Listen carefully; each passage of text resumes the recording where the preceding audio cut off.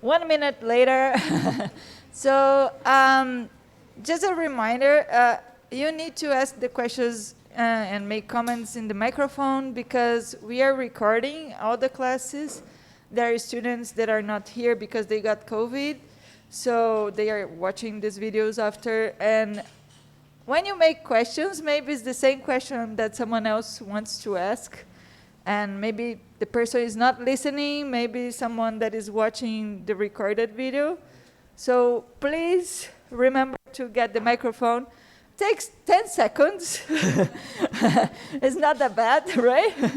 Just to make the question. So Natalia is down there. She has one, and she can pass. And if you have the microphone in your table, or pass to the other person, just remember that. And Guy will have a microphone here as well. So we will try to leave it with you, and then you decide when to make the questions. But remember to make the questions in the microphone, okay?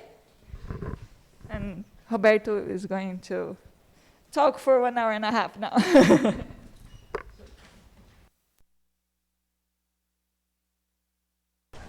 Hello. Yeah, working here. Okay, good morning. So, before we start, I have two things to say. First, I will try to bring every day some books. Okay, so just for you before the class or in the coffee break, just to browse and ask or see, so you have some idea which books are interesting and are related to this course. So, for instance, today there's this Mathematical Biology of Murray, which is a more mathematical book, but it's also interesting for biologists. This course is based mainly on this one. Okay? This is a book by Leah Edelstein-Knesset, and it's also goes slower, much slower, all details. Okay? I don't teach usually by this book, but essentially you will find the same things. Okay? This is a book that is simple. It's written by applied mathematicians, but it's really, I would say this is it's a starting point for things. And it's by Alan Hastings and Population Biology. And I forgot to, I would bring also a book from biology, but I forgot it at home. So tomorrow I bring it, which is the Gotelli book, okay? And well, if you want a very wide view of theoretical ecology, there's this marvel here that is the Encyclopedia of Theoretical Ecology. Okay, yeah, and it's an encyclopedia, but it's very well written and it has everything that you can imagine. Okay, so that's the first thing. The second thing is, I told you that on Friday we will do different classes. Instead of advancing subject after subject, there will be exercises, questions, challenges, different things. Okay? So, but not advances to the next topic about what we have learned in the previous three classes. So, one way, I mean, there are many ways that you can pose questions and so on. And I told you, if you want, you can also make written questions. Okay? So you can write down the questions, and there will be a box in the afternoon. I'll put a box somewhere, and you can put your questions there. You can sign the question, or if you want to be anonymous, it's also okay. So I prefer to sign, but sometimes people are shy, capital S. Okay? So don't want to put their name. It's also fine. Okay? So. And this will then be also a way to have a feedback or kind of questions that I receive and so on, which I can also use to adapt more or less the pace of the subjects and so on.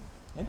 So in the afternoon or in coffee break, when I can find a box, I will put one. Okay. So okay, let's go for the real thing now again. To the continuation of the discussion of yesterday. So I briefly wrote the logistic equation.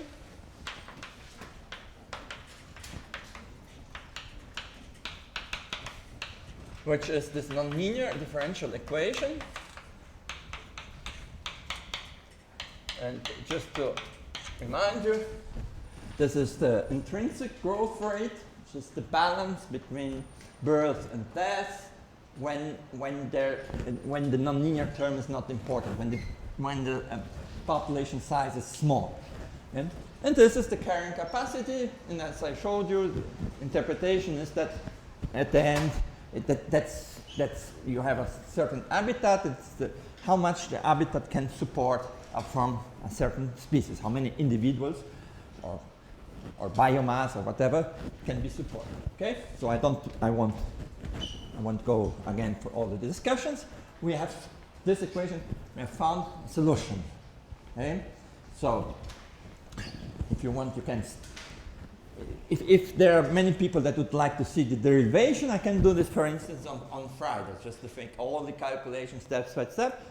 Okay, so let's take also the kinds of things that you can ask by written or just tell me, could you please repeat this calculation? Okay.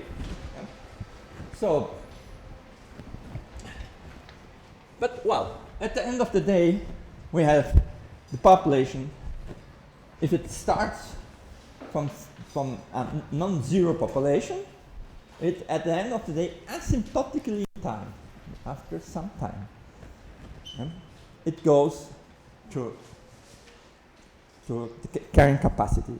Asymptotically it means that actually, from a mathematical point of view, it will take infinite time to get to k. But biologically, being very close is the same. So how long it takes will depend on r, which is our time scale. So that's the thing we have discussed about logistic equations. But I want to look at the logistic equation in a little bit different way, because this will be a very simple calculation of what we call the qualitative analysis. In this case, we could live without the qualitative analysis, actually. But I think it's close here.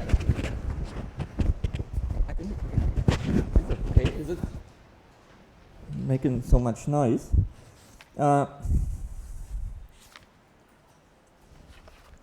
Okay. So the qualitative.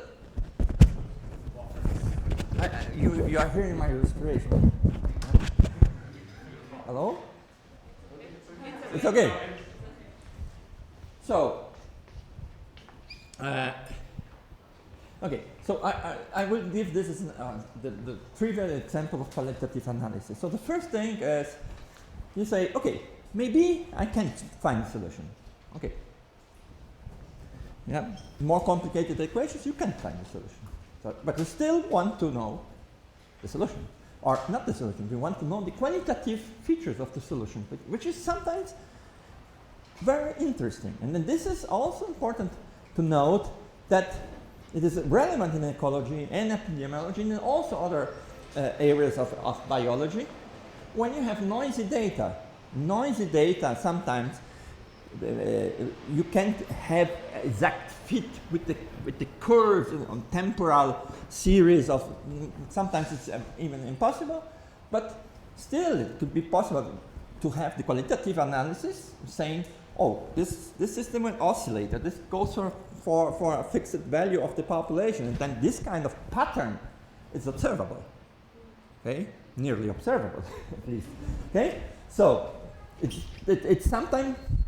It's just enough to know the qualitative analysis. So the quantitative analysis proceeds like this for this case. We want to know the fixed points.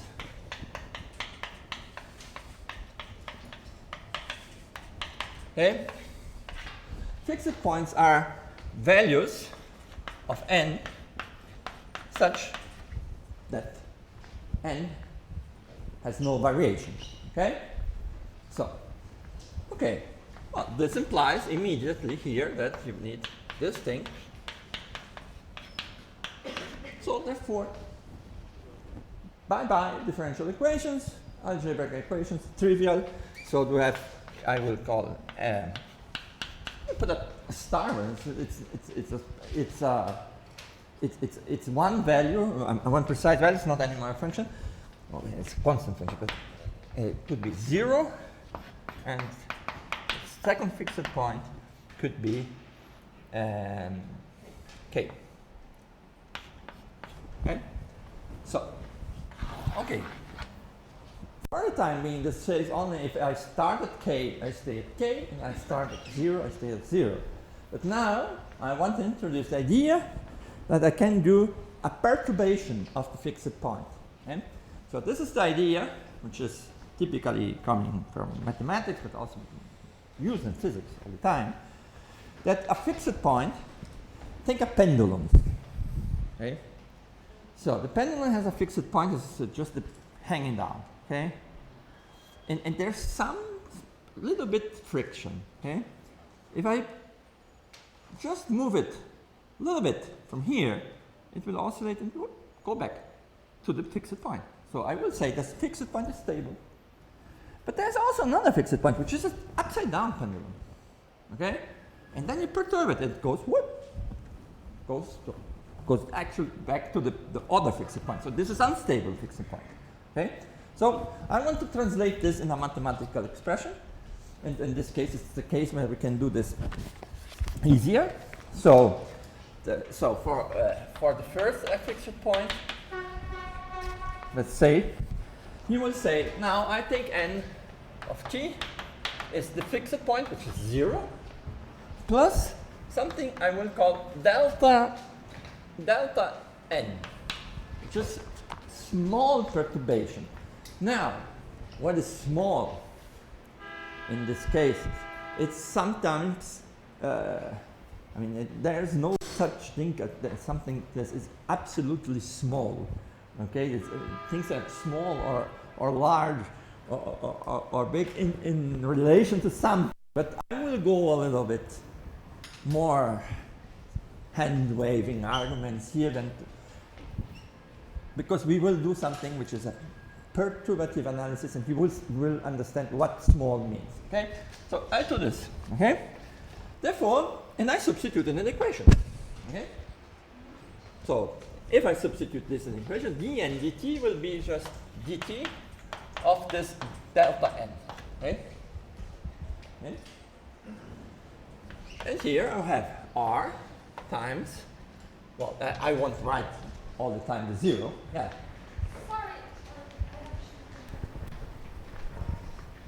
I don't know if you have already said that, but I can understand like why if you have like a population size of 0, it would like increase, because if you have a population size of 0, it will... Yeah, but I mean, you go there, then you have a perturbation of that. Okay. Means that you introduce a very small, could be a propagular, Okay. very small population. Okay, so that you are perturbing 0. Okay. And then you want to know, will it go back to 0? Ah, okay. Or will this population grow and go somewhere else? Okay. So that's the point. Okay. So that's what I want to study. For this equation, you already know the solution, so it's okay. I just want you to take a look at how this calculation is done in the simplest possible way. So delta n is it's not a delta times n. Huh? It's just a one. I could have it written something else. Okay. So delta n here times 1 minus delta n over k. So now this means r times delta n, if I open this, minus r delta n squared over k. Okay? Now, when I say delta n is small as you want, the square of a small number is still smaller. So it is 1 order of magnitude smaller. Therefore, this is neglected. Away with it. Okay? And I get, at the end, a linear equation, which is just this one, which we know the solutions, which is delta n is equal to some delta n at the time 0, e to r t, which is growing. Okay? So it's going away from 0. Okay? So the small perturbation will grow, it's not get back to 0. Therefore, this fixed point is unstable. Now, let me go for the next fixed point. I do the same procedure, but I just now write k plus delta n. Okay? So, I write it here, and I take the derivative of this, but derivative of k is 0.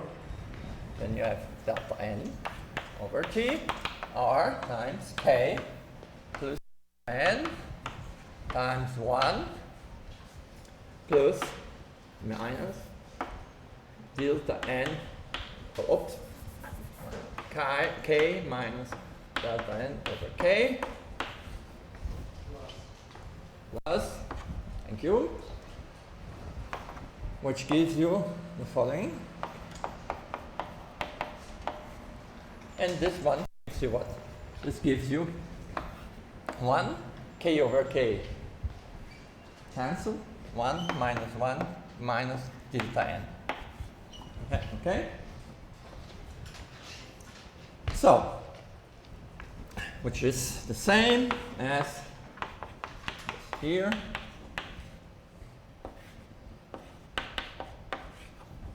With a minus sign here. Okay? Now, k times k, there will be the product of delta n with delta n, which is delta n squared. So I throw it away. Okay? All of the delta n squared, bye-bye. So this will imply that this here is equal to minus r k delta n. Okay, delta. Sometimes I write it capital, sometimes everybody's following, I think so. So, and the solution here is the same as the solution, but with a minus sign, okay? For delta n is delta n at time 0 e to minus rt, which is a decreasing function, which goes to 0, which means that n asymptotically goes to k because delta n goes to 0. Therefore, this is a stable function. Yeah. So, that's the simplest example that you can think about a qualitative analysis. You find the fixed points and you study the stability of the fixed points. Okay? So, this will be used throughout the course. But when we have interacting species, we will have not one equation. We will have equations, a system of differential equations, 2, 3, depends on the number of species. And this analysis will be more complicated and you will have to use matrices and so on. And I won't do all these calculations, or maybe you do them some Friday, okay? Because it's tedious, and it uses things that physicists and mathematicians haven't learned, which is linear algebra, eigenvalues, and so on. But if you come from a biological background, my experience is that most of you didn't have eigenvalue calculation, a different system of differential equations. So I just taken a whole class to make the calculation will kill half of you. Okay, so I will indicate where you can find it, and we can discuss on Fridays if there are people wanting to discuss. So basically, this equation shows us that when the population number arrives capacity limit, Yeah. the population will decrease No, because no. We are calculating delta n. due to any This perturbation. is just a small perturbation around k. Okay? So the population is, this means population has k plus something small. Okay? A small perturbation. It's k plus 0.1. Okay? What I'm saying is, using the differential equation, I calculate the dynamics only of the perturbation. Okay? Professor, So the perturbation here, it will have this solution. So delta n is the perturbation I did initially. Professor, imagining it like graphically, it would be like the population goes up and down around the Not carrying up and capacity. down, just down. Here's Just no down? oscillation. Okay. This is how is this function here. If you start here with delta n 0 and you go down. So It's a negative exponential. this variation of delta n is only negative. Only negative. So Okay. graphically it's be like this. Okay. So you say I will start, and here is time. Okay. And this is n of n, not delta n. Okay. So here's k, and say I want to prepare my population and put it on k, but I spoiled something and I put it on a little bit below. Okay. So this is k. This value, this difference is delta n. Okay, it's the difference between here n and k is the difference is. So I start with this difference delta n, and delta n will evolve. It will go to 0. Delta n going to 0 means that this interval will be smaller and smaller and smaller. Therefore, you will do something like this and go to. Okay. Again, it's asymptotic because this function is actually non-zero, but it's very close to 0. It decays very quickly, which is because it's an exponential. Okay? So, the same thing if I started here, and then I would have a delta n here, and this would go to 0 also. Okay? So, everything goes to 0. So, this is what means the calculation. If I perturb, and the idea is that I perturb a fixed point, I want to look how the size of this perturbation evolves in time. If it goes to 0, it means the fixed point is stable in the sense that I'm like in the same sense of a pendulum. Okay, I put it here, and with friction, because the pendulum is maybe not the best idea because anyhow, but everyone knows a pendulum. Okay. So you put a pendulum, but it has friction, and then it can go back to 0. But a pendulum is different. It's not a one-dimensional thing. It's two-dimensional. It's a second-order differential equation. So you have oscillation. So here you don't have any oscillation. Okay. So Teacher. Here. Oh, I don't know if I'm missing something, or probably this is not going to change anything in the calculus, but it shouldn't be delta n above k in the second line, because you'll split there, you'll be k divided by k, and then it comes 1. Yeah, in the right side. here, No. 1 Yeah, minus 1 yeah, minus. it wouldn't be. Okay, over k. Yep. Sorry. No, Good, that's, thank you I don't very know much. if it Okay. changed something. Yeah. Okay. So. And Yeah. down there, I don't know. That propagates. Okay. Yep. And down, it wouldn't be like minus r times k more minus r times delta n. What?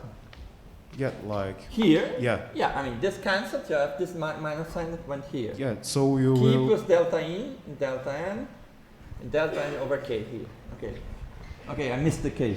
no, yeah, Yeah, and then from this, you say, okay, this times this one, Yeah. I neglect, because it's delta n squared.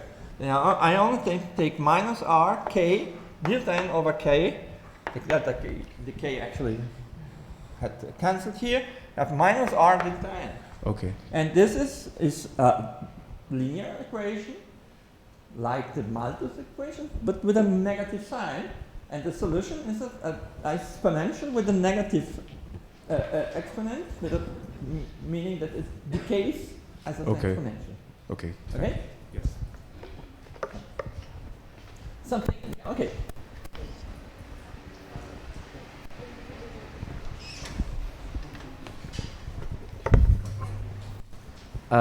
So this is stable because it has. I want to see the mathematical definition of unstable and stable. If you could formalize it at some point. So in this thing is something that's stable. It's a small perturbation, which we are using delta n. If you want the limit for t very large. Okay, asymptotically, I did not write limit, but asymptotically means this. For large times, delta n goes to 0, then the fixed point is stable. Okay? Now, if I analyze a fixed point where the limit of delta n t goes to infinity is different from 0. In this case, it's growing to infinity, but it could also be something else. Okay? Now, then you have unstable. Okay? Because the difference between your solution and the value of the fixed point, okay, is growing in this case, or it's at least not decaying. And the difference here is going to 0. And you are again approaching the fixed point. Okay.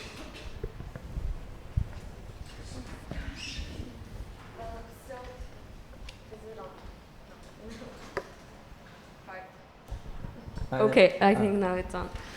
So that means that when it is unstable, you start at 0 and you have like a small perturbation, but it won't come back to 0. You will be like fluctuating when the system is unstable. This means that if I start very close to 0, it goes away from 0. That's the only thing we have proven here. Because this is called local stability analysis. Local means just looking at near 0 and near k. Now you could say, and maybe if I don't have a small perturbation and I have a big perturbation, this is not shown here. It's small perturbation. We have 2 fixed points, and we would just want to see if they are somehow in the nature can be exist actually. Something which is, think about, for instance, you have your population. Yesterday you used cows, okay? So it is at the carrying capacity, okay? So, but well, one of the cows dies, and there's a perturbation. There's, I don't know, fire, whatever, and so we are not anymore, but they're close. They are just one cow less. Okay, then you want to know if there are the process of birth and death, if you will go back to the carrying capacity, or you just will completely have something completely different. Okay, so this is saying that if your cows like the logistic equation, then the dynamics will approach again the carrying capacity. Whereas if you don't have any cow, but you introduce a small population of cows that can reproduce, okay? And they will grow. Okay? Obviously, I'm not taking into account that, for instance, you have effects which are stochastic, like if you just introduce it, I don't know, 10 cows but all female and it goes away. But this is exceptional. Here we are not looking for sexual dynamics of small populations. Okay, so that's the meaning of the stability or instability. So this means that things that are if k were unstable instead of being stable, it would not be observable because any perturbation would take you away from k. Okay? So 0 is a little bit different because obviously, I mean, it is observable in the sense that maybe you don't introduce anything never because you have something. If you would introduce, then it would not be any more zero. The population would grow. Yeah, I mean, a population that obeys this equation. I mean, remember the mathematics, the biology is birth and death, and some kind of phenomenological way of introducing a competition between individuals of the same species. Okay? This is called intraspecific competition. Yeah. Okay, so at that point, can we know how big this small perturbation needs to be? At this point, with this analysis, not. Okay. Okay? So, good. Very nice question. Excuse me. Yeah. So you're saying this is a small perturbation, Yeah. and in the two analysis, in some point you disregarded the delta. Yes, that's because it's small. That's because it's small. Okay. Okay. So, small things in practice. This is called a perturbation, a perturbative analysis, or as you noticed, we arrived for the perturbation obeys linear equations, and this one is non-linear. So this is a linearization also. Okay. So yeah. Then you have another question. Now you say, well, okay, but say I'm not near the fixed point. Okay. So where will I go? Okay. So in this particular case, we know the answer because I showed you the explicit solution, okay? Which was, this always goes to k. And then comes a new name for k. It's not only a fixed point, it's an attractor. All solutions tend to k, except if you start exactly at 0. Okay? So it's attractor. And in this case, anywhere you start, you go to k. Means that k is a global attractor. Because we will see there are systems that have more than one attractor. And both are stable, which is a bistable system. And then some of the initial conditions will go for one attractor and the other go to the other attractor. This is more at the end of the course. We will study bistable systems and this kind of thing. This has to be. This is the principles of critical transitions like desertification and so on. But okay, for the time being, this is a global attractor. So in this case, you have a global attractor, which is okay. You are, if it were not a global attractor, okay, and that you would have a certain size that goes to k and something goes elsewhere, not with this equation, it's a different equation, then you would say this is the basing of attraction.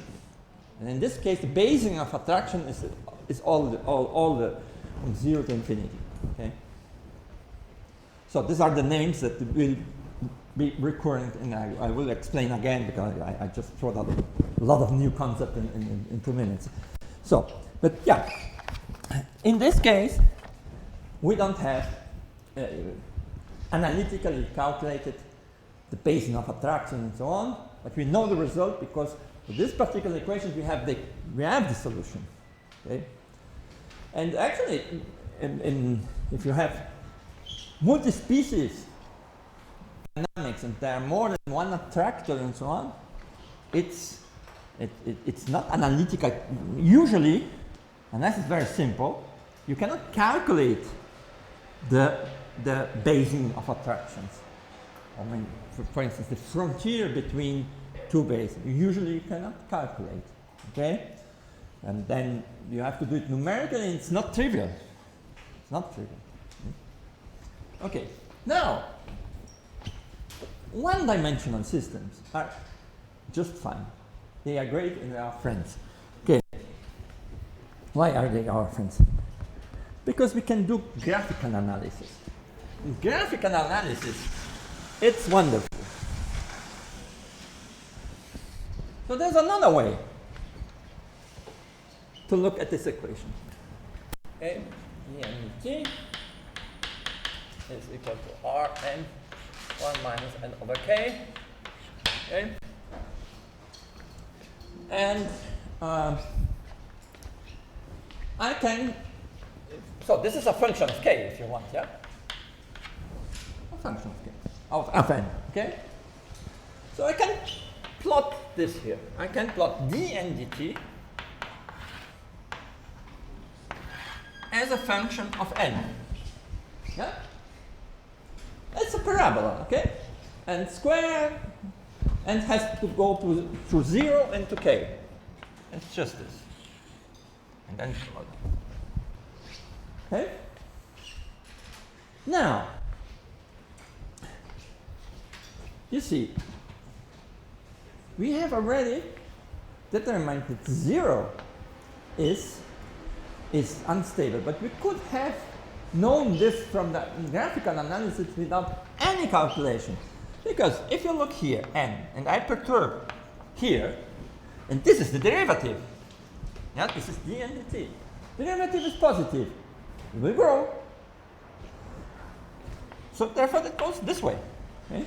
And here, it's always positive. Okay? So it will grow until it comes to a 0 derivative where it stops to grow. Therefore it goes to this point, which is k. Yeah? And now I say, no, I made a perturbation here. So in this case, the derivative is negative. It's in the lower part here. So it's negative. It diminishes. It goes here and goes to 0 and stops because dn dt is 0. Goes to k. Okay. So with this graphical analysis, I can do a graphical analysis which doesn't require all my calculation. Okay? That's particular for the one-dimensional case. Two-dimensional case, you don't have this. But now, you can play around with all these things. Because now, you say, I have a much more complicated equation. Okay? Much more complicated. I have a new system, I've studied. It's not logistic, it's just dn dt. It's equal to some function of n, but not necessarily this function. It's a function. Okay? So, I go here, n dn dt, and I plot the function. Okay? In this case, I will use this function as an example now. One that makes this. So, this is not anymore parabola, but this is a third order polynomial. Okay? Now, fixed points are here, here, and here. Done? Okay. If I start here, near the 0, the derivative is negative. Okay?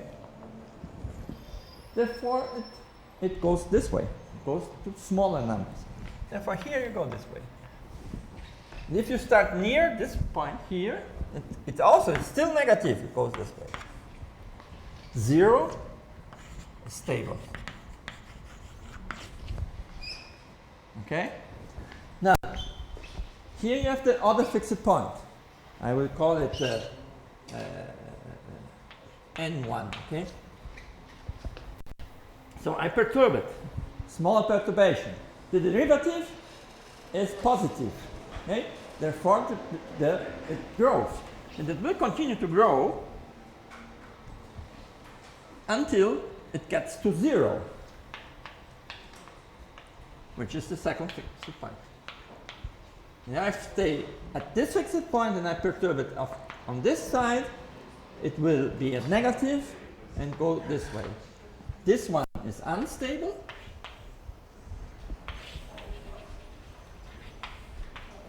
And this one is stable. So you have stable, unstable, stable. Okay? So this is a graphical model which can be, it's not difficult to write down a function. I don't want to do this now, but you can have a third order polynomial, and which describes the fact, which is called the Ali effect. Ali effect is the fact that small populations are not viable.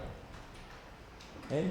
So in this case, only populations that are bigger than N1 will grow. If they are smaller, they go to 0. So anything you start with a population in this interval, it goes to 0. And this describes biological mechanisms, which are sometimes there are species that need a critical number of individuals because, for instance, they have collective defense against predators, for instance, or there is too big chance that if it's the sexual ratio is not 1-to-1, and if it's more females than the males, and then there's a big chance that you have a population only of females that would decrease. So these are effects which are all of them are called Ali effects, and these are Ali effects is there's a minimum viable population. Okay, and this could be modeled by not by this equation here, but with a different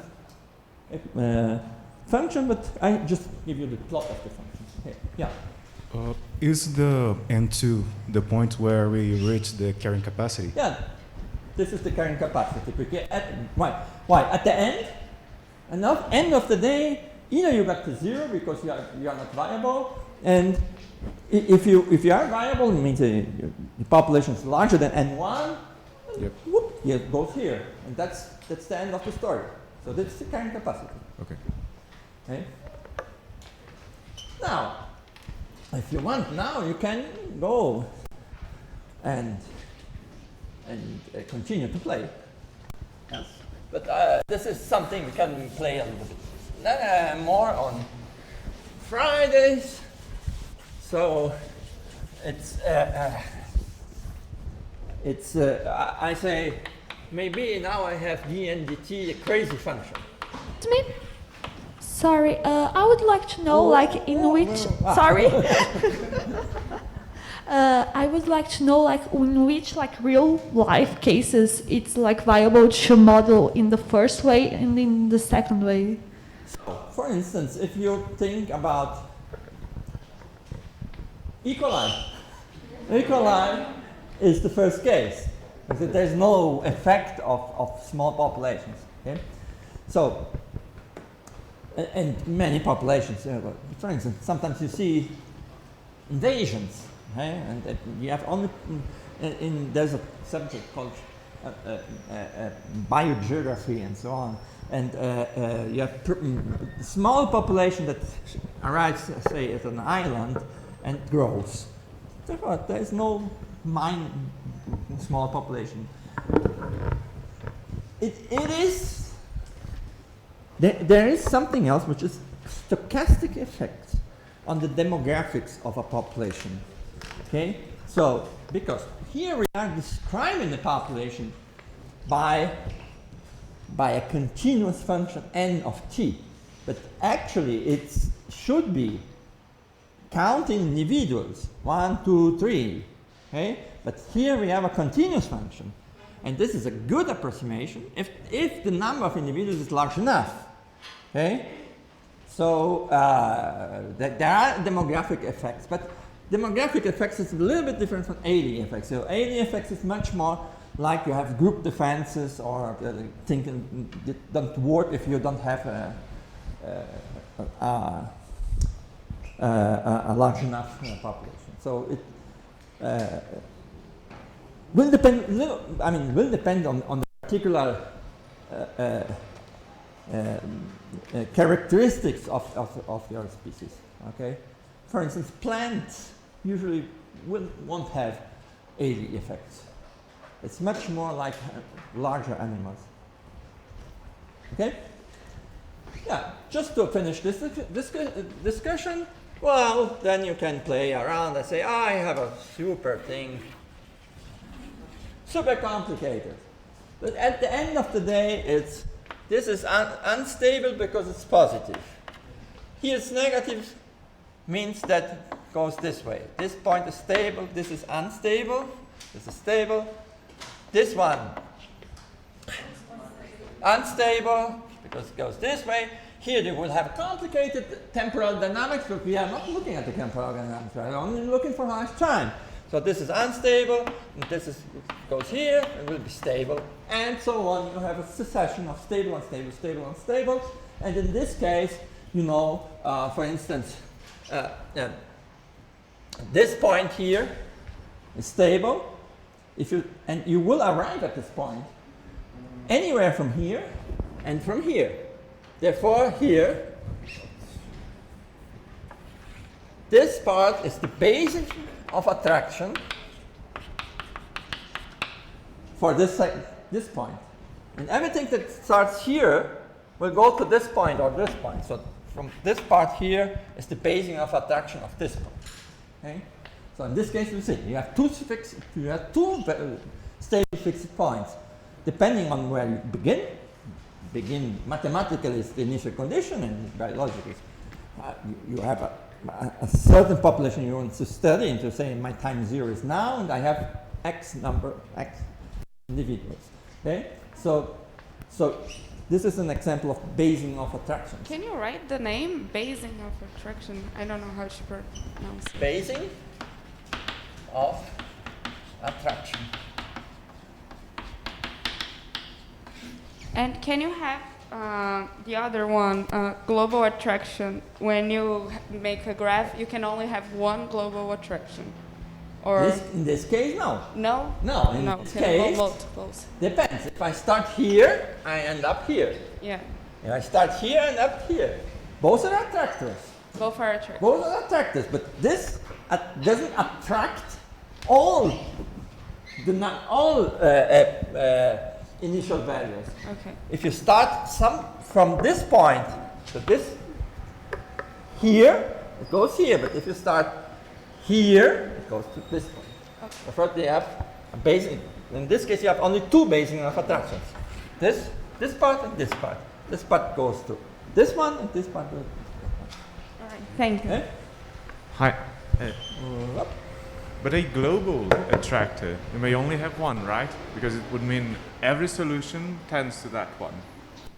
Global attractor is the case of logistic. Perfect. I mean, you could have non-logistic, but just with something like this. Say, okay, you can have crazy things, but we are not looking actually at the crazy dynamics. We are looking just for the asymptotic large time dynamics. And in this case, this is the only stable part. So this is global attractor in this case, although it's not the logistic, because you put some complicated dynamics in complicated functions and so on, but at the end, you can get to this point. Right? So, okay. This shows you that single species in this formulation are not fun. Yes, because at the end it's always, there's no oscillation. There's no fancy thing going on. There's no chaos. There's nothing. It's just fixed points, and you get to the fixed point depending on the basing of attractions, and you can do everything from the quantitative point of view just by plotting some functions and looking when they cross the zero. That's end game. Okay, not very exciting. Yes. So now let me pose a question. Before we go, I ended up talking much more time about this than I actually planned, because I thought everything would be trivial, but I like that you pose the questions, because actually it's good, but sometimes I think everybody understood, but if you're really, it's good that you really pose questions, okay? So I won't be able to do all the things I planned today, I'll do it tomorrow. But now, discussion. Is there really something which is a single species?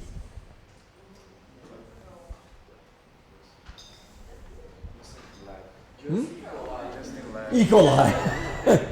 Yeah, our beloved E. coli. Yeah, I mean, it has resources, but they could be abiotic, for instance, and you don't have any biological dynamic of abiotic. So there are some things in the lab that could be, for instance, if you're in a lab and you put some plants, and then you have the nutrients, but the nutrients may be nitrogen and so on, and water, the abiotic thing that would, okay. But I mean, this would be very restrictive, that our discussion can only apply for this imaginary mesocosmos things in the lab. Okay, we want now to think about real systems. Okay. I don't know what it means single species, if you could specify. Okay, single species. What we are doing here, we are modeling one species, okay? Could be E. coli, could be my favorite cows and so on. But I'm not modeling the interaction of the species with others, okay? E. coli, it's okay. But for instance, I want to model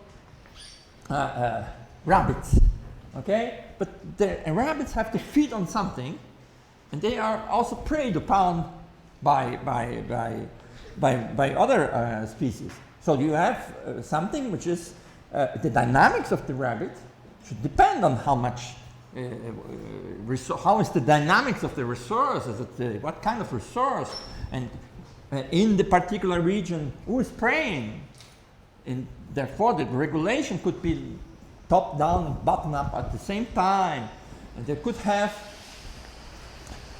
dynamics of, you have a basal species, then you have a predator that preys on this, and then there's a super predator that preys on both, which would be a trophic chain. All of this have more species. It cannot be described by a single equation like the one I have used here.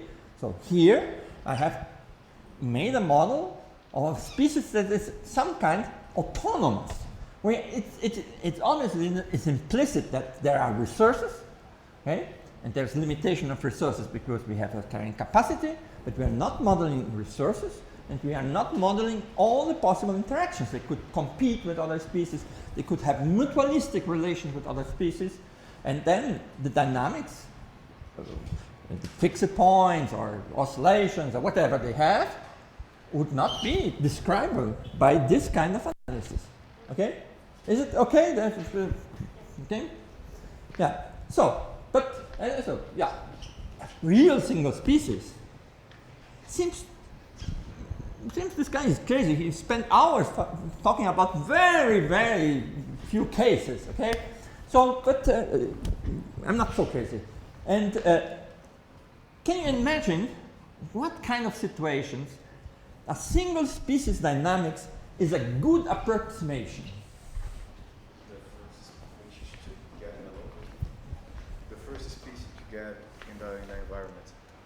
Well, at first, okay, yeah, like in succession dynamics. Yeah, sometimes you can have this. You can have a certain environment that has been burned down, or something that makes it start from zero. Yeah, like okay? the pioneer species. And then you have the pioneers. Okay, in this case, yeah, then but sometimes, well, in nature it's not exactly like that. But you have pioneers, but they have usually have if you think succession is the following. I mean, I don't want a big definition, but imagine you have a forest and you have trees that fall down or have a fire, and everything will start again. But doesn't mean that the same species that were there will establish themselves there. Okay? There's some other species, and then this, what you're saying, single species, the first one that arrives will be a single species, but usually you have several of them, and they will be competing also. Okay? I think it's similar, but a new disease, for example. Huh? A new disease. A new disease? Yeah. Well, actually, when you talk about epidemic models, you are not, most of the time you are not in a single species case, but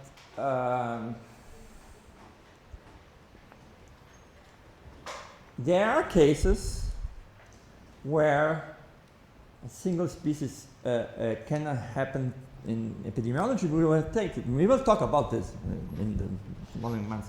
But if you have a population that is susceptible, can be infected by this new invader, but doesn't get immunity and continues to be susceptible,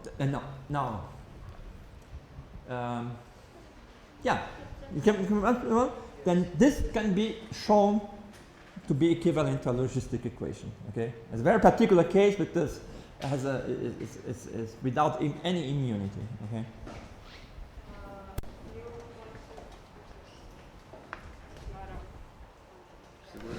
It's on right now. So basically, a species that is not very dependent on resources, or it can live like humans. Well, we live on resources. We live, but thinking about like the graph, you know, you're talking about the logistic. We can go on and so forth. We multiply it like really easily. Yes, but I mean, for instance. Yeah, we have talked about species that are abiotic. All species have something that makes them continue its life. That's the joke of you find. There's a nice book, I will bring it tomorrow. It's a very old book by Hutchinson, a very important ecologist, and established the idea of niches and so on. And he says in the first line of the book, the difference between the dynamics of the trees and of poles, electric poles, is this one reproducing and this one not. Okay, so this means that this is alive and this is not alive. Okay, so we are talking about live things. So there are always some resource, but could be abiotic resource, for planktons. But there are many kind of species of planktons because so. And sometimes you can also, for instance, plankton dynamics, there are many,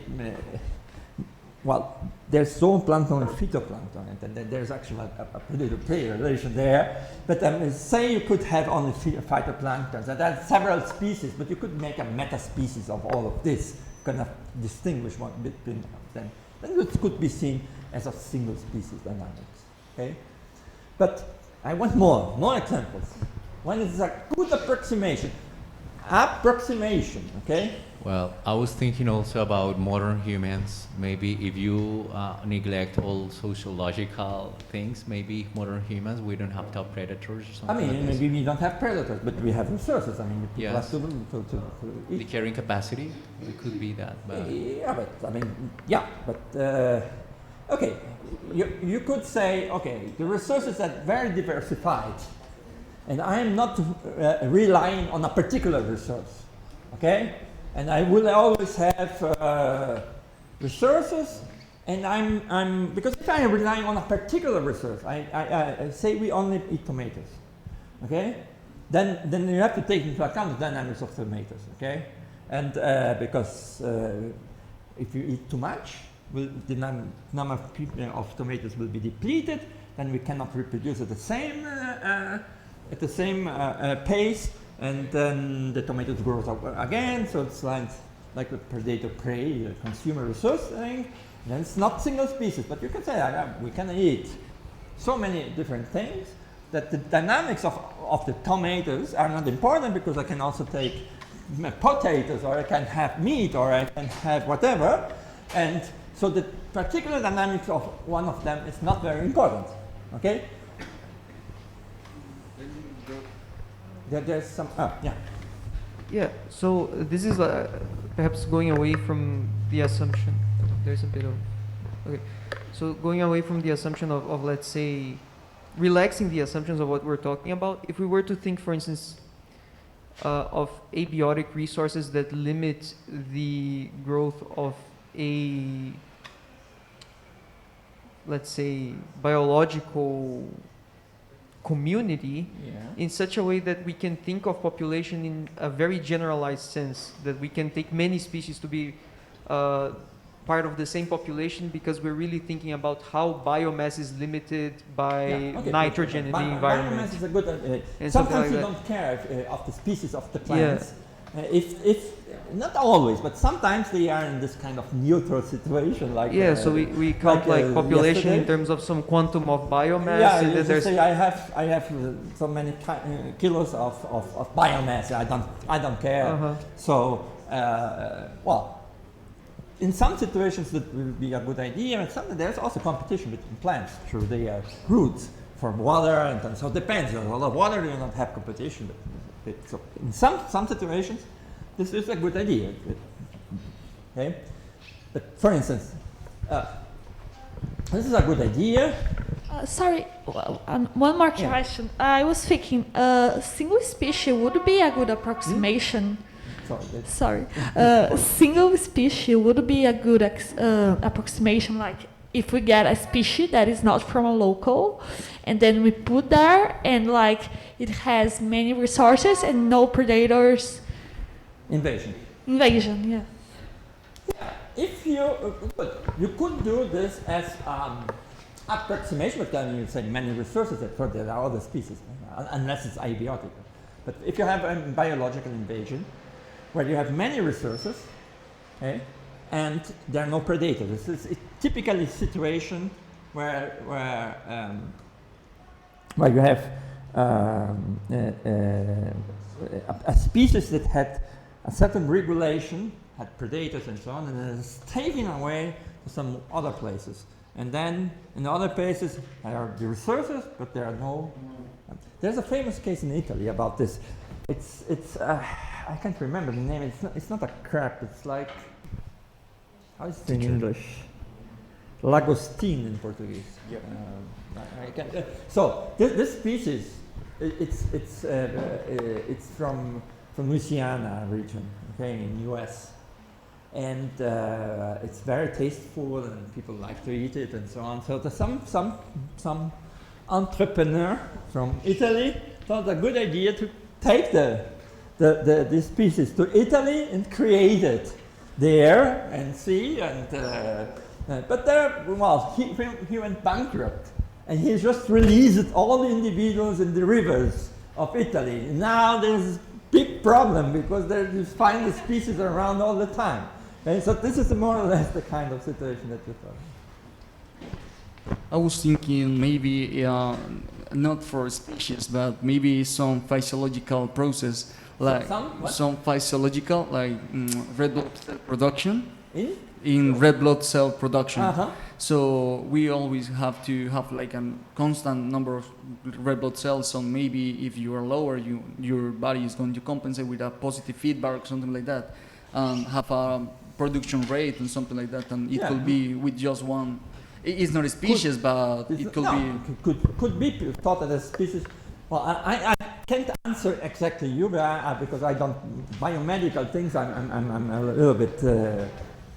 I mean, I know the math, but I don't know the biology too much. Maybe that could be. I was thinking in something like stromophile bacteria that has a really specific habitat that is uninhabited for any other species, and had a plenty of abiotic resources that he used by just himself. Okay. So a spatial effect. Okay. Yeah. So, for instance, you can have a refuge. Say you have a species that it is there's a predator for them, right? And the species is a generalist in the sense it can eat many things. It doesn't depend on one particular thing. And then there's a place where the predator cannot get access, and then this species is happy, can grow, and there is no predation, and there are many resources that are not really limiting. Okay? Then they can be limiting, but they are not strongly depleted. There are so many that are not strongly depleted by the species, so they can have a kind of Well, I was thinking about two instances. I don't know if they were, but I want to say them. Maybe cancer dynamics, cancer cells, or also maybe life as a whole. Life as a whole in the planet. I don't know. Maybe. Yeah. life as a whole, I don't know exactly because don't know. Yeah, well, you could think of it from a human population because you don't have predators and well, but there's limiting resources, and if we have a lot of limited, this goes back to the other question. Yeah, but cancer. I don't know cancer dynamics. I can't answer. Sorry, but you also don't know if it's possible to like model cancer as like a biological invasion because like thinking would be like pretty similar. Yeah, I don't know well the biology of cancer. I don't work with that, and maybe some of you work and can actually explain better. But there are models for that. A lot of people, if you go to a congress of mathematical modeling, there are whole sections of cancer dynamics. Lots, very developed area. And, I don't know what. Usually, when you look, it's not a one single species. If you look there, it's not a single species. So, but I don't know if there are examples of single species. Could be a good approximation. So, that would be not for all cancers, but maybe some particular sorts of things that could be work. But I mean, it could be with a real question mark because I don't know exactly. The other ones have very crazy cell cycles. So yeah. Yeah, that because they are also this is system biology things and so on. Which is, just to facilitate our mental exploration. So you want a specific example of population dynamics? I want the population. I'm specific. Not you don't have to give the name of the species. Okay. But in which situations you can think that all the single species dynamics that has been discussed here. Okay. Maybe with some crazy function, is a good approximation that you can disregard the other species. Okay. That's the idea. When can I think that the species can be modeled without taking into account all the interactions? During the production of the beer,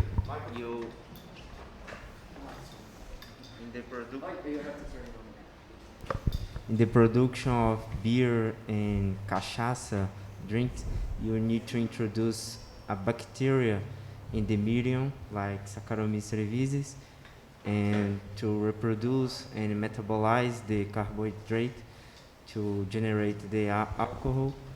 And this is only a single species. You have a limited number of resources, and you can model it as a single species of approximation of Malthus population model. I not thought about this, but it's a good idea. It seems to be. I mean, it's not Malthus because you have a limited amount of beer. Logistic model. Yeah, logistic. Yeah, I think perhaps I do not know if someone mentioned this, but perhaps a mixotrophic species in an isolated environment. I don't know if mixotrophic is the word in English, but some species which is capable of generating its own food, but also consuming food generated by others. So if it's very adapted to the place, it may sometimes eat the other members of the species and sometimes produce its own food and some cannibalism or something. Sometimes also. Yeah.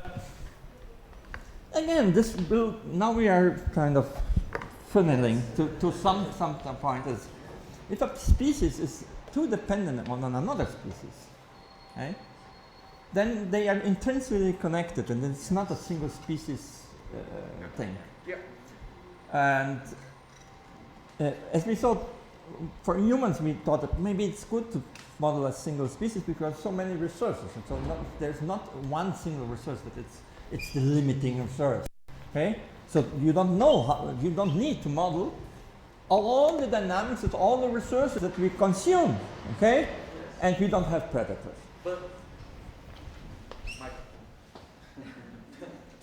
But yeah.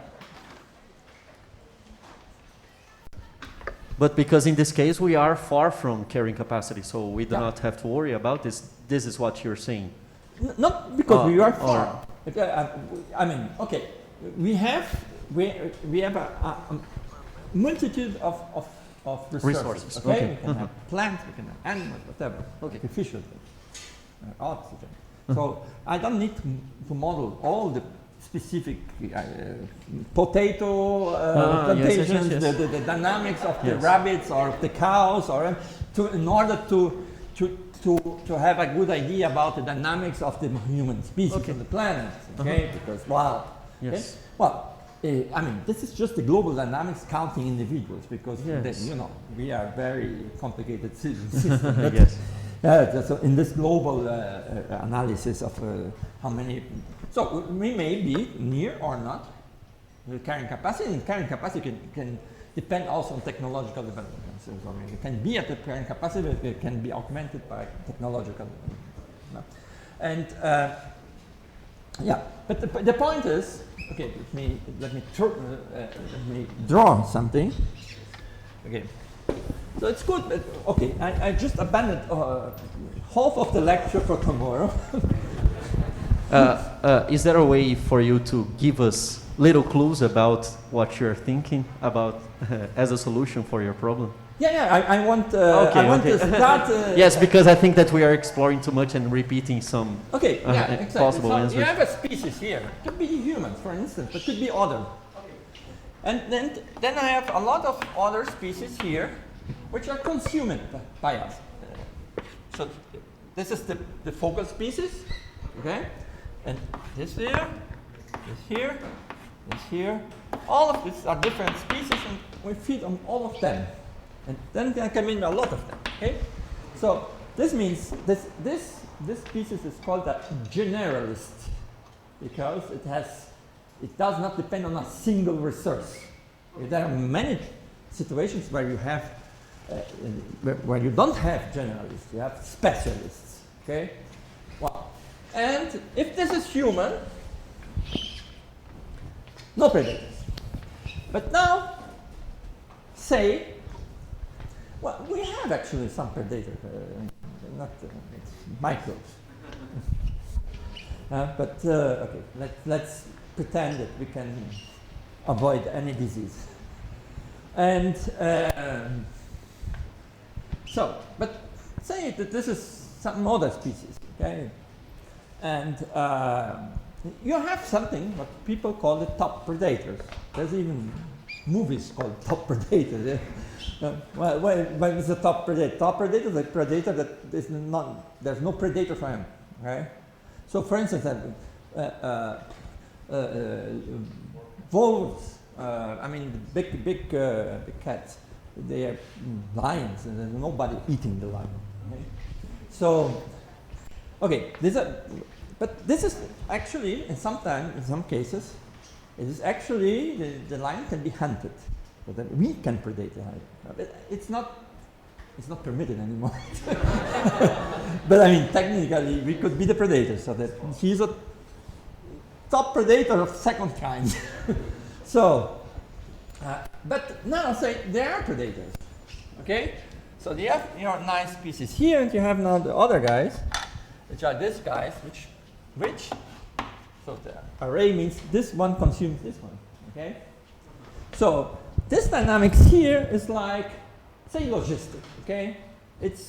You have limited resources, but many of them, and none of them is particularly important, okay? So you can say all of this here is just the resources, and maybe we can think about as an approximation, okay? Even without it's approximation, but obviously you can deplete the resources to such a point, say we don't know how agriculture anymore, something could deplete the things to such a point that you would have to consider the resource dynamics, okay? Well, in situations where, for instance, we're talking of humans, but we can produce things and so on, so then and all the diversity of things we can produce, and this is more or less a good idea. Well, but now you don't want to make human ecology here. So, in general, you have a lot of resources for this guy, but now say a predator, okay? Well, if you have one predator here, okay, then if you have more print of this one, you will deplete this population. Okay? Yes? And if this population finds a way to grow faster, this one will also grow because there's more resources. This is the resource of this one. Therefore, they are coupled. It's not any single. Yes. Okay? But now imagine that there are many predators.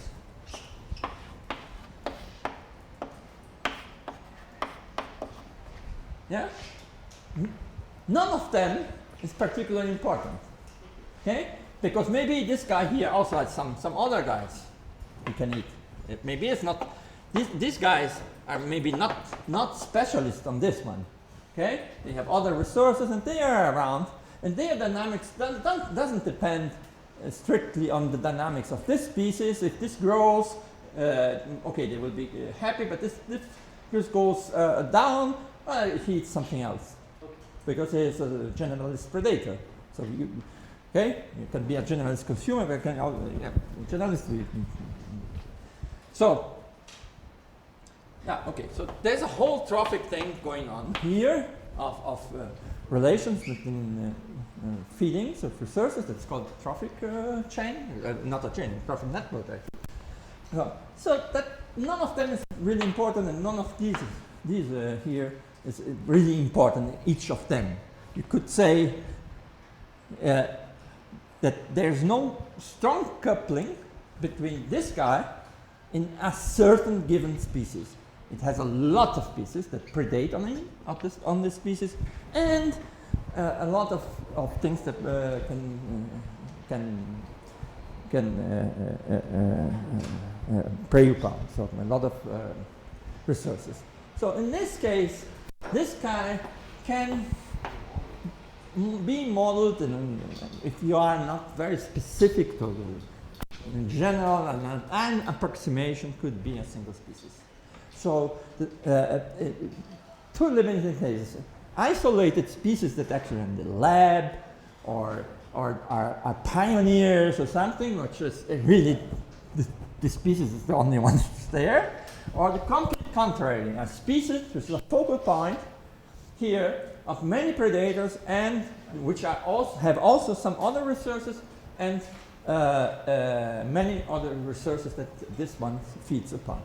Then this gets decoupled in the sense that there's no strong coupling with a specific species. Okay? So that's one possibility. So could somebody think about one biological example? You can tell me. So so there are cases where we have in ecological systems intra-guild predation. So there are, like, for example, spiders and scorpions, and they're eating all the other insects, but they're predating on each other as well.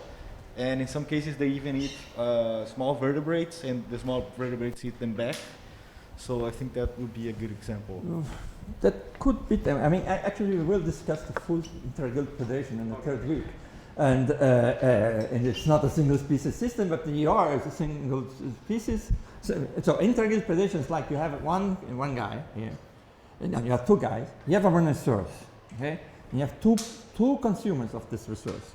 And we will see in the consumer resource dynamics classes that this would normally lead to the elimination of the less competent consumer.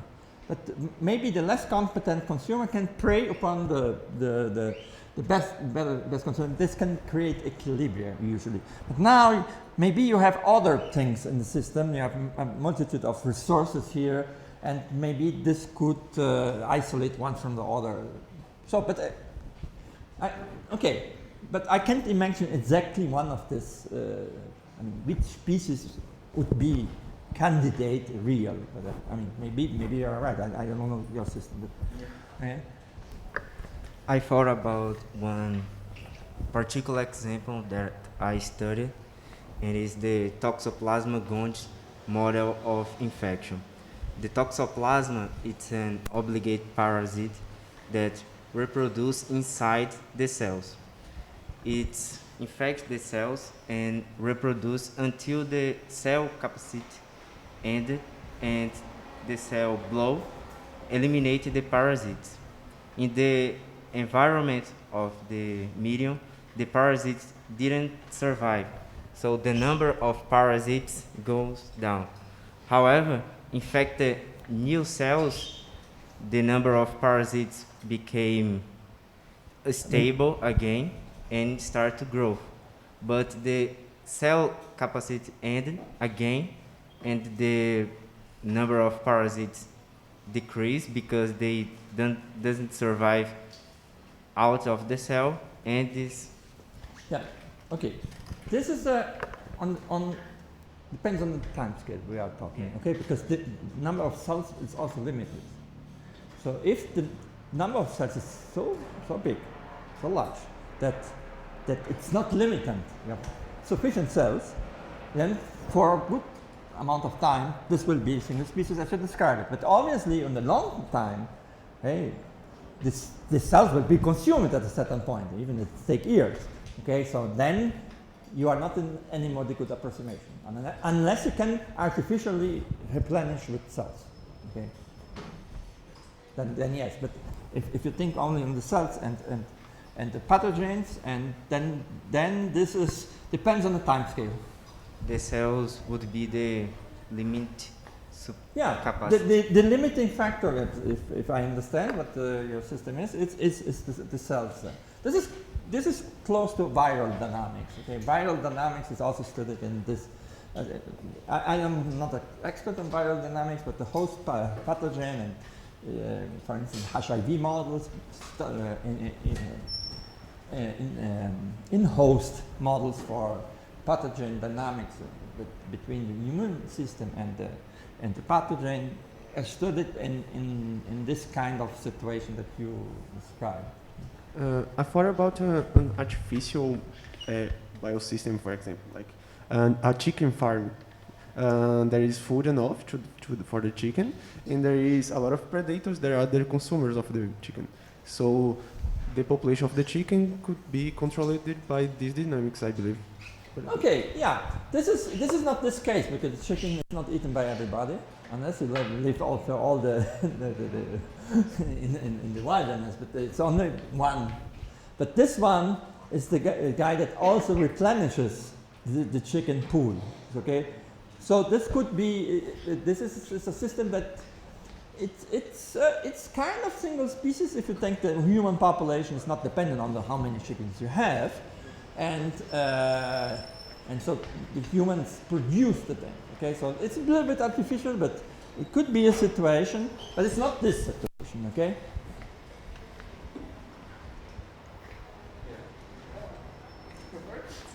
No. Okay, I thought about starfish, maybe. Starfish, because yeah, they eat a lot of different animals, like for example, bivalves and other like barnacles, and like pretty much everything that they encounter, and they are eaten by a lot of different animals as well, like birds. They can be eaten by marine mammals, fish, and yeah. Good example. Yeah, absolutely. Good idea.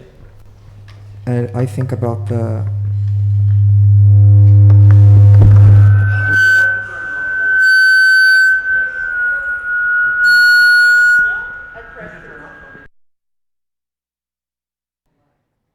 okay.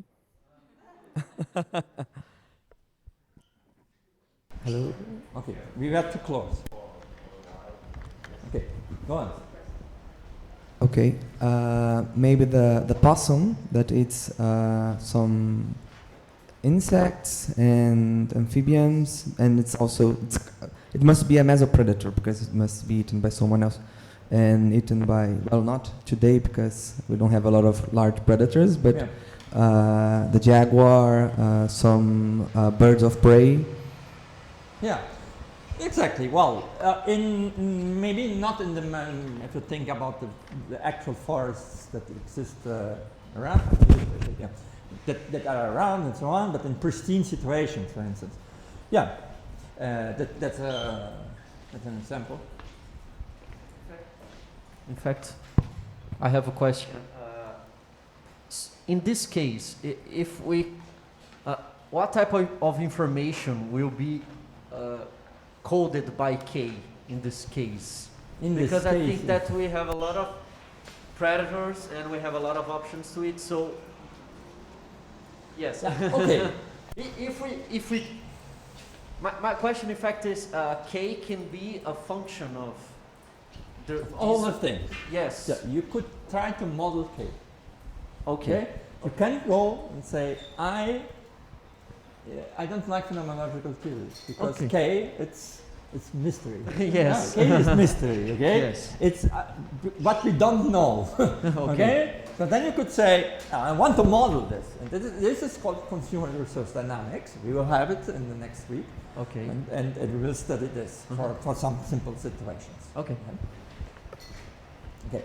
So the classical example for this is the book textbook example is dynamics in the in the Arctic regions of Canada, which is the dynamics which is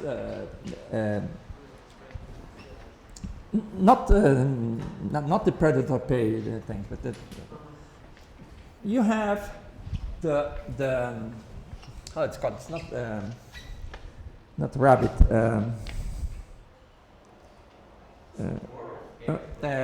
lebre, here. Yeah. So you have it here, okay, and this consumes a lot of things, okay. So I mean, okay, it was not best. I mean, real in the Arctic region, it's not the case. Right? I mean, in cold cases, cold places have sometimes smaller networks of trophic networks. Can be better studied if you go to Antarctica. Okay? So it's easier so that you can get. There are lots of examples from Norway or from Canada and whatever. But okay, you have the hair here, and this consumes grasses of all kinds and many things. It's herbivores, but there are many herbivorous species and so on, and everybody preys on that. The coyote can be, I mean, depends on which situation exactly, but there can be walrus, and there can be lynxes, and many of them prey on them. And also, if it dies, it's food for parasites and so on. So it's a focal species in a certain regions, in the cold regions, where there are several predators, and it consumes a lot of things also. And this is the case that people usually mention. Actually, I had even a figure of it, but I forgot to bring it. But this is, for instance, the case. But okay, I think it's now clear that you need an interplay. You need generalist species, and so that this one does not depend on any particular guy of this predators, nor on this, and all these predators are also generalists. There's something else to eat, then they will be always there. Okay, so this can create equilibriums. Depending on the could also be a extinction relation, because they prey upon this, and if these resources operate on a different time dynamics as the prey, the predator, they could simply eliminate this one because they have other resources. They are not generalists. Okay? So this is the kind of situation where a single species makes sense, at least. Okay. Yeah. So I will try to find a paper in Nature from like 10 or 15 years ago, which discusses when single species are relevant. But I'm not sure I will find it, but I saw this something. So I think that's all for today. So we are going a little bit slower. I think we're okay. Okay.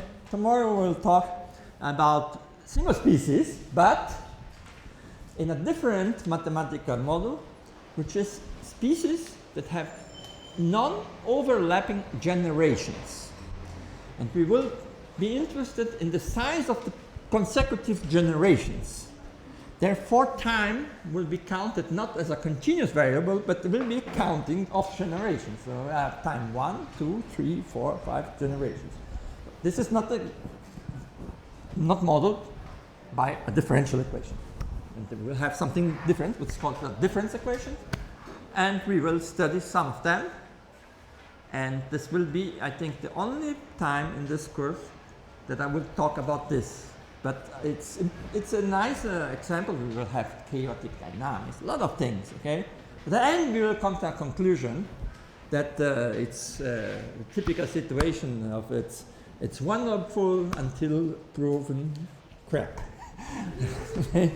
So, but I think it's instructive about how model constructions and the relation between mathematical things and real life things goes on, and it's relatively simple from the mathematical point of view, and it's also fancy.